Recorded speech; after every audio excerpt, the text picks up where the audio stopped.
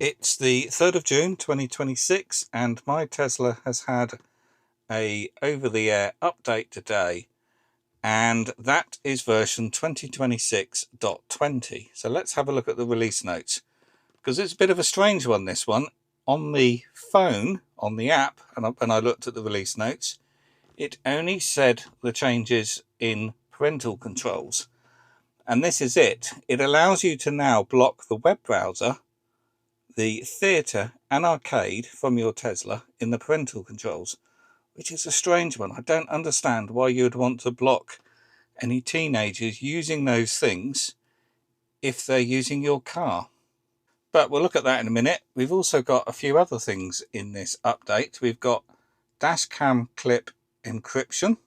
Dashcam clips are now encrypted for privacy when saved to your USB drive. Only your vehicle can view them. To decrypt clips, tap on the padlock icon in the Dashcam app or visit dashcam.tesla.com, and you can disable this by going into the settings. And then the other thing is some security fixes and improvements. And as always, when you get a new feature in your Tesla, you can follow the blue spot. So we've got a blue spot there, we've got a blue spot under safety, and then we can look down here for a blue spot or something that's new, and it says new there, and we can go into parental controls, and this is where you can limit some of the functionality of the car if you're lending your car out to your kids. So you can limit the top speed. That's something that is very, very useful. Not that I'll ever be lending my car to my children, but you can set the acceleration into chill mode, and you can require all the safety systems.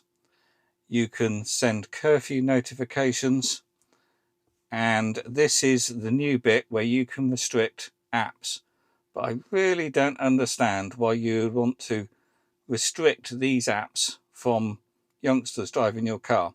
I asked Grok about this, and it said it's because you might potentially want to restrict the browser because there's unlimited access on the browser, and restrict certain movies and things in theatre mode.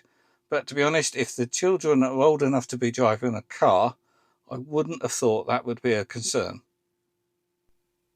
This channel has had over 15 million views, yet only has 40,000 subscribers, whereas it should be 3 to 4 times that, because over 90% of the viewers are not subscribed. Please do, it's completely free, it's only a click for you, and it really does help. So the other thing in this update is the Dashcam encryption.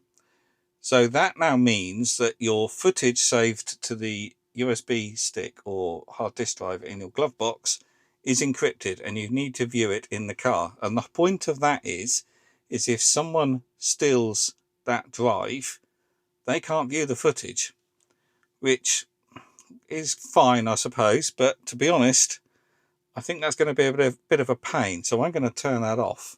So you can go to safety, and there, encrypt dashcam recordings. So I'm going to turn that off because I quite often remove the USB stick to view the footage on my laptop. Also, on my car, I've got the Glovebox PIN on, and that's stopping anyone stealing that USB drive because I have to enter my PIN code to open the Glovebox. So personally, I think that's good enough security rather than having the hassle of having your video footage encrypted.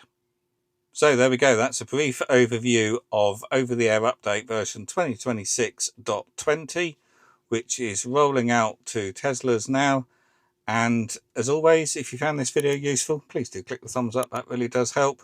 Do subscribe to the channel, and I'll see you on the next one. If you like the video, please do click the thumbs up button, and leaving a comment also helps too. Plus, of course, subscribe if you're not. If the video saved you time or money, a little support via Ko-fi or the Super Thanks button would mean a lot. There's over 1,300 videos on the channel, so have a browse, use the search, and have a look at the playlists. And here's 2 videos you may want to check out.